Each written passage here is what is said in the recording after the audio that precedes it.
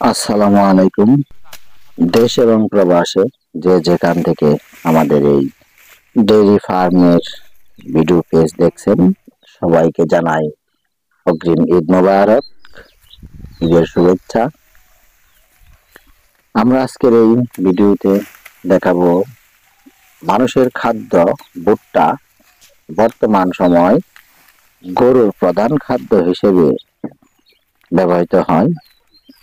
ভুট্টাগুলা খাওয়ালে গরুর বেশ স্বাস্থ্যসম্মত হয় এবং দুধ বেশি দেয়।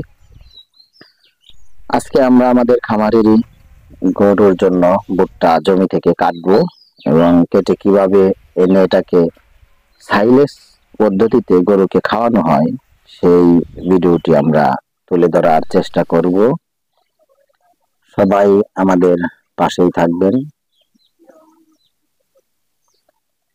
এটা আমাদের শৈলান গ্রামে কবরস্থানের পাশে একটি জমি আমরা নিয়েছি।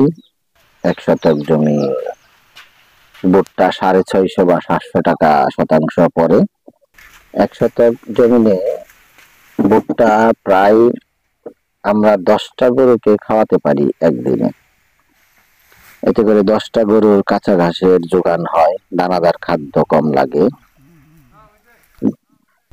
জমি থেকে ভুট্টাগুলো কেটে আমরা গাড়িতে এখন লোড দিতেছি। গাড়ি লোড হয়ে গেলে আমাদের খামারে আমরা নিয়ে যাব।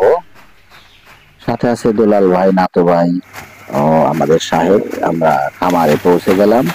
এখন ভুট্টাগুলোকে মেশিনে দিবে দুলাল ভাই। দেখেন কি সুন্দরভাবে সাইলেজ করা হচ্ছে।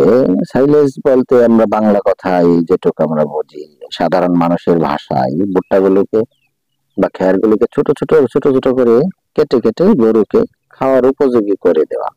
এতে করে খাদ্যের অপচয় হয় না। এই মেশিন দ্বারা আমরা ভুট্টাগুলোকে সাইলেজ করে নেব। প্রতিদিন একটা গরুকে আমরা 20 কেজি কাঁচা ঘাস এই ভুট্টা সাইলেজ করে খাওয়াই। দুলাল ভাই দীর্ঘদিন ধরে আমাদের এই খামারে আছেন। তিনি অত্যন্ত যত্ন সহকারে আমাদের গরু বাছুরগুলো লালন পালন করেন। সবাইকে আজকের মতো এখান থেকে বিদায় জানাচ্ছি। আমি মোহাম্মদ মাসুম হোসেন। আল্লাহ হাফেজ। নেক্সট